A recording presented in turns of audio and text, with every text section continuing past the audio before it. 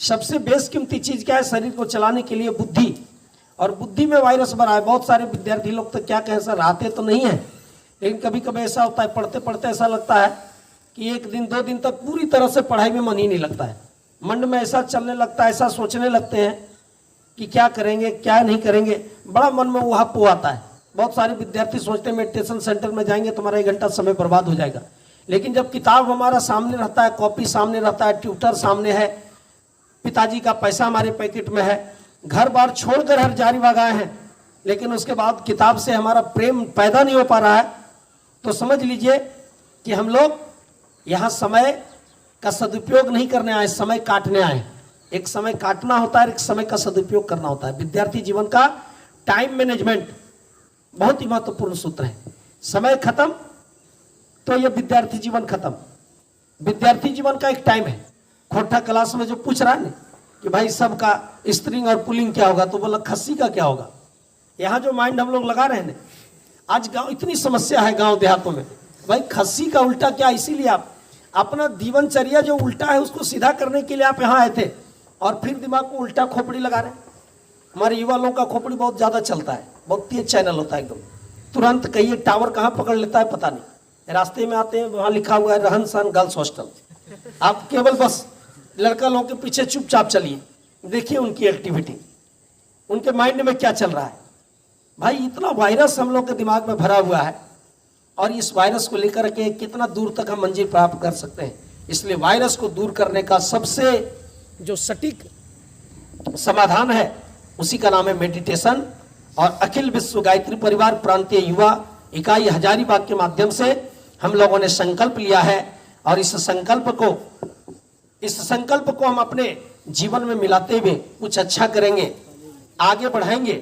कुंभकर्ण जब हमारे बुद्धि में आकर घुल गया तो आज का नौजवान भी दूध पीना भूल गया और दारू के साथ जाकर मिल गया।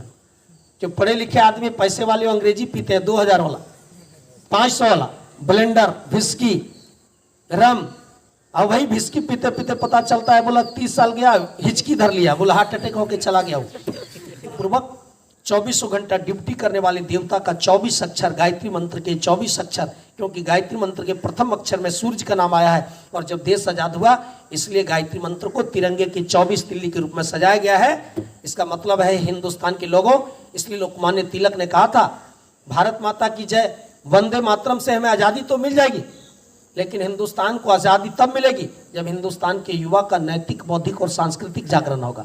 और इसके लिए हर हिंदुस्तानी को वंदे मातरम आजादी के बाद गायत्री मंत्र का जप करना पड़ेगा।